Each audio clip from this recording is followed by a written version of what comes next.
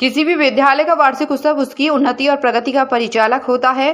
Prelude public school के वार्षिक उत्सव का आयोजन किया गया, जिसमें नर्सरी से कक्षा 12 तक के छात्र छात्राओं ने भाग लिया। कार्यक्रम की थीम युगांतर सत्य से कल तक थी, जिसके माध्यम से छात्रों के द्वारा बड़े ही रोचक ढंग से समस्त युगों की जीवंत प्रस्तुति दी गई। इस अवसर पर मुख्य अतिथि प्रथम भूषण व पद्मश्री से सम्मानित पर्यावरणविद पर्वत पुरुष के नाम से प्रख्यात डॉक्टर अनिल प्रकाश जोशी होंगे, जो हिमालयन एनवायरमेंटल स्टडीज एवं कन्वर्सेशन ऑर्गेनाइजेशन के संस्थापक रहे। छात्र छात्राओं द्वारा मनोरम सांस्कृतिक प्रस्तुतियों के माध्यम से बड़े ही रोचक ढंग से सतयुग, त्रेतायुग, द्वापर युग और कलयुग की झलकियां प्रस्तुत की गई।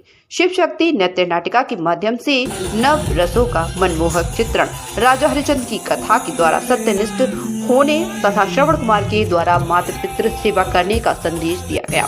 राम और कृष्ण की जीवन गाथा और उससे जुड़ी कथाओं को मनमोहक नृत्य नाटिका के द्वारा प्रस्तुत किया गया। कलयुग में विकास के साथ साथ उससे पैदा होने वाली बुराइयों को दर्शाया गया और कलयुग मंथन के द्वारा उन बुराइयों को दूर करके प्रगति एवं पर्यावरण को बचाने का संदेश दिया गया।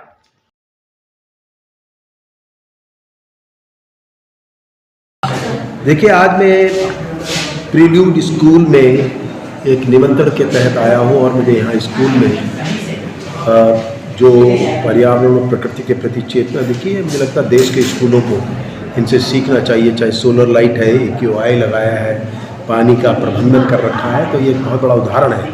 क्योंकि हम आने वाले समय में जो भी आज हालात हैं, हम अंतर्राष्ट्रीय गोष्ठियों में COP में तो डिस्कस जरूर करते हैं, ना अपने घरों में करते हैं, ना अपने स्कूलों में करते हैं।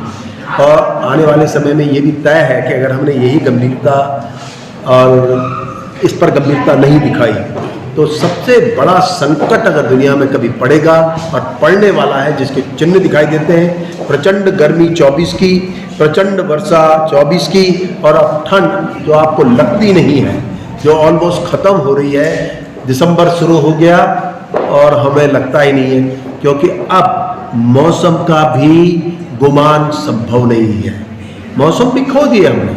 कब बारिश पड़नी थी तब बारिश नहीं पड़ती भाई, और जब नहीं पड़नी चाहिए तब बारिश पड़ती है। आपकी आजकल लग रहा है कि आप कौन सा मौसम चल रहा होगा, स्प्रिंग चल रहा है टाइप का लग रहा है। तो ये सब इसलिए है कि हमने अपनी जीवन शैली के कारण प्रकृति के साथ अपने रिश्ते खत्म कर दिए हैं, और यही आने वाले समय में बड़ा संकट होगा।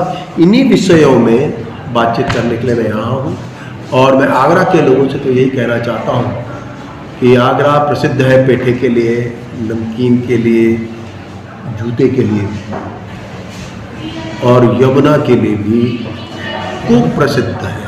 यमुना सफाई के लिए किस तरह का संदेश देना चाहते हैं आप आगरा? मैं सिर्फ ये कहना चाहता हूँ कि आगरा के लोगों से अगर आप कुछ भी नहीं जोड़ सकते यमुना के लिए, तो यमुना को कम से कम ये पाप न करें कि उसमें अपना कचरा भेजें। अगर आप अपने अपने घरों में कचरा भी रोक दें तो आप माँ यमुना के लिए श्रद्धांजलि दे रहे हैं और उस पर योगदान कर रहे हैं। मेरा ये सोचना है। दूसरा, मुझे लगता है सभी लोगों को बैठ के सामूहिक बैठक होनी ही चाहिए।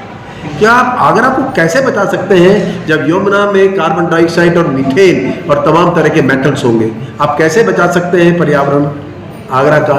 ये आप सब लोग अगर अपनी जीवन शैली को बदलने की कोशिश नहीं करते। ठीक है।